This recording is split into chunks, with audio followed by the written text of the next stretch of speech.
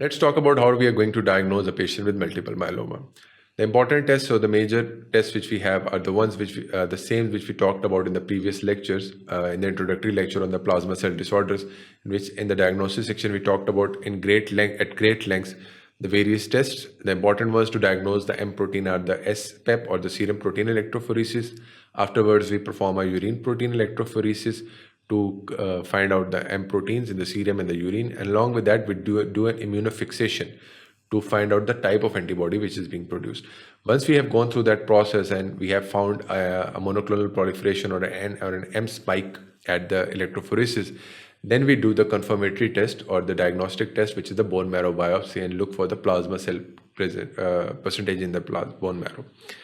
So based on all of these cells and along with certain types of end organ damage or end organ problems, we have led to the various diagnostic criteria of that helps us in differentiating the various types of plasma cell disorders, starting from the monoclonal gammopathy of undetermined significance, like the MGUS. How does it differentiate from an asymptomatic myeloma, also called a smoldering myeloma, then classical multiple myeloma? What are the differentiating points for that disorder? And then later onwards, we are going to talk about the plasmacytomas. So to basically diagnose a patient with MGUS, the patient has to have less than 30 grams per liter of the M protein in serum, or less than 3 grams per deciliter. Normally, the M protein is about 0.5 to 1 gram, but so it is more than the normal, but it is less than 3 grams per deciliter or 30 grams per liter. The patient plasma cell percentage in the bone marrow has to be less than 10%. It is greater than 1 or 2%, which is a normal population, but it is less than 10%. So basically, as you can see, that it is a precursor problem to the multiple myeloma. So and as we are going to see in the coming slides, the progression of all of these indices. So the M protein is less than 30 grams per liter. The bone marrow clonal plasma cell percentage is less than 10. Along with that, there should be no evidence of other B cell proliferative lesions like any other lymphoma or any other abnormality. And also the patient should also have no myeloma related organ or tissue impairment. Like there should be no renal abnormality, no neurological abnormality, there should be no hypercalcemia. So all of these 4 criteria have to be met to diagnose the patient with MGUS or monoclonal gammopathy of undetermined significance. Now, if we had a patient with MGUS and then later on these changes taking place in that patient is that the M protein level has now gone on greater than the 30 grams per liter. And along with that, or their bone marrow plasma cell percentage has now increased to more than greater than 10%. So this is a progression of the disease. If this happens, and along with that, we do not have any other myeloma-related organ or tissue impairment, like there is no amyloid lesion, there is no renal abnormality, any other end organ damage. So then we say that the patient has progressed from MGUS to the smoldering multiple myeloma or asymptomatic myeloma.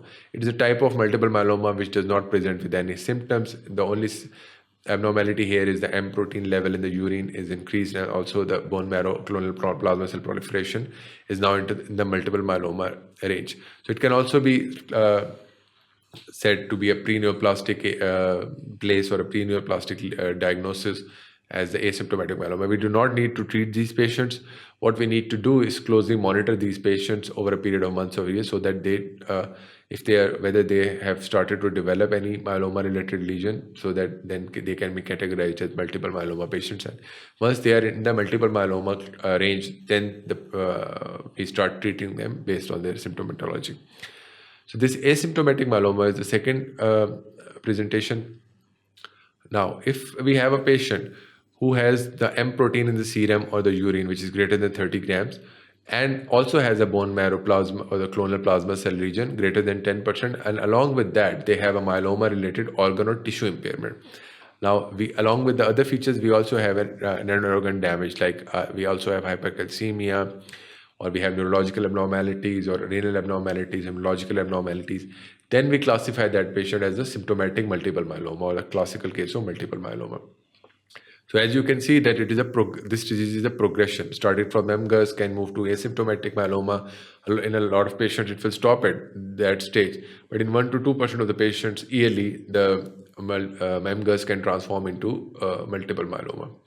And all 3 criteria have to be present for us to diagnose a patient with multiple myeloma. Now let's talk about certain rare variants of multiple myeloma. There is a disease entity by the term of non-secretory myeloma. What happens in this is there is the bone marrow clonal plasmacytosis of greater than 10%. And along with that, we have an end organ related problem, like a myeloma related organ issue, but there is no M protein in the urine or in the serum. So it has the symptoms of multiple myeloma with the end organ problem. It has the bone marrow picture, but it does not have any M protein. So this is termed as a variant of multiple myeloma, as a non-secretory variant, in which there is no secretion of the antibodies in the urine or the plasma.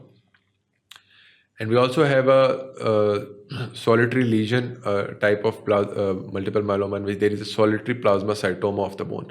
The lesions are localized to one area. There is no M protein. There is a single area of bone destruction due to the clonal plasma cell in one area. So the bone lesions are not found out in the various parts, like in the vertebrae, in the sternum. There is just one localized area of bone clonal proliferation that has led to the development of this plasmacytoma. And the bone marrow is also not consistent with multiple myeloma. There is less than 10% of the plasma cell. And otherwise, the skeletal survey is normal, and we have no end organ or tissue repairment. So this is a solitary lesion, which we termed as a solitary plasmacytoma. The significance of this lesion is that in these patients, they have a very good response to radiotherapy because it is a localized lesion of the bone. So we can target those lesions with the help of radiotherapy, and these patients have a very good recovery rate as compared to the other patient population, which we have to use certain types of chemotherapeutic agents, which on their own have a lot of side effects. So these patients have a very good prognosis among the patient population of multiple myeloma.